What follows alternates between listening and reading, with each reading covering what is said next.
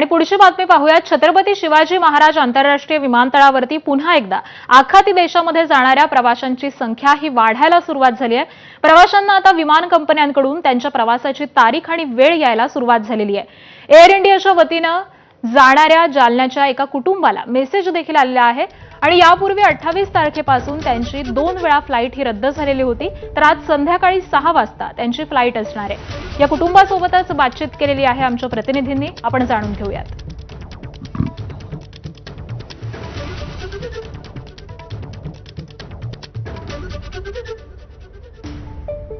आज देखील अशाच पद्धतीची परिस्थिती सायदा आपल्याला पाहायला मिळते। मात्र यामध्ये एक पॉझिटिव्ह गोष्ट देखील समोर येताना दिसते।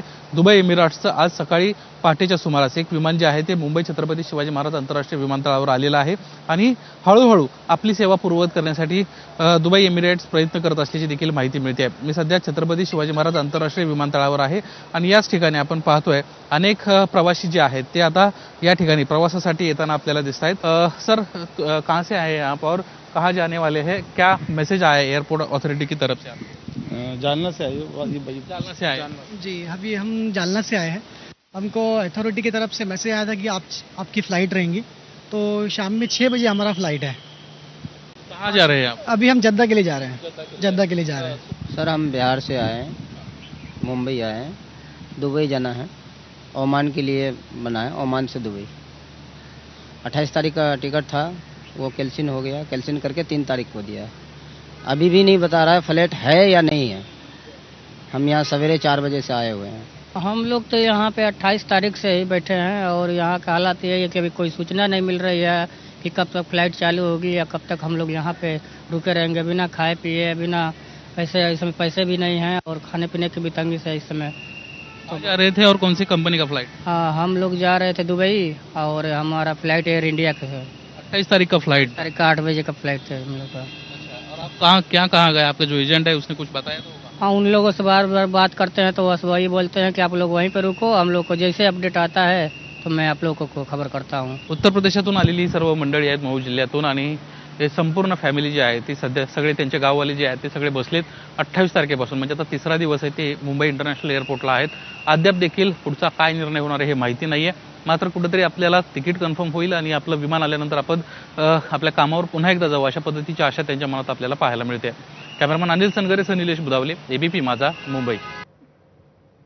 आणि छत्रपती शिवाजी महाराज आंतरराष्ट्रीय विमानतळावरती आता आखाती देशांमधून विमान वाहतूक ही पूर्ववत होताना दिसते। याचाच आढावा घेतला आमच्या प्रतिनिधींनी, पाहूयात। आता वाहतूक जी आहे ती पूर्ववत होताना आपल्याला दिसते। आखाती देशातून येणारे जे फ्लाइट्स आहेत ते देखील आता हळूहळू सुरू होत आहेत अशा पद्धतीची माहिती आहे। कारण या ठिकाणी जो बोर्ड लावण्यात आलेला आहे इंटरनॅशनल अरायव्हलचा आपण पाहू शकतो। मस्कतहून साधारणपणे 9:30 वाजता एक विमान जे आहे ते मुंबईत पोहोचणार आहे, तर दुबईहून रात्री उशिरा एक विमान जे आहे स्पाइस जेटचं ते येणार आहे अशा पद्धतीची सध्या तरी माहिती या ठिकाणी झालेली आहे। मस्कत असेल, दुबई असेल, दुबईचं पण एक फ्लाइट आपल्याला या ठिकाणी दिसतंय।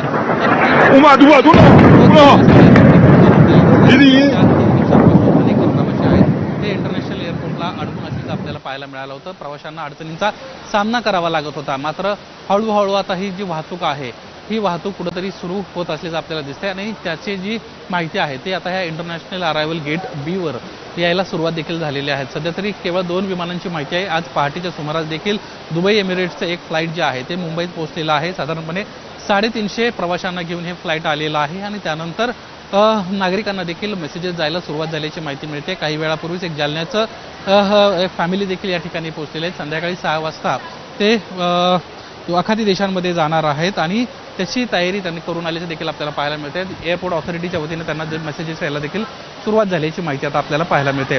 कॅमेरामन अनिल सनगरेसह निलेश बुधावले, एबीपी माझा, मुंबई। आणि पुढील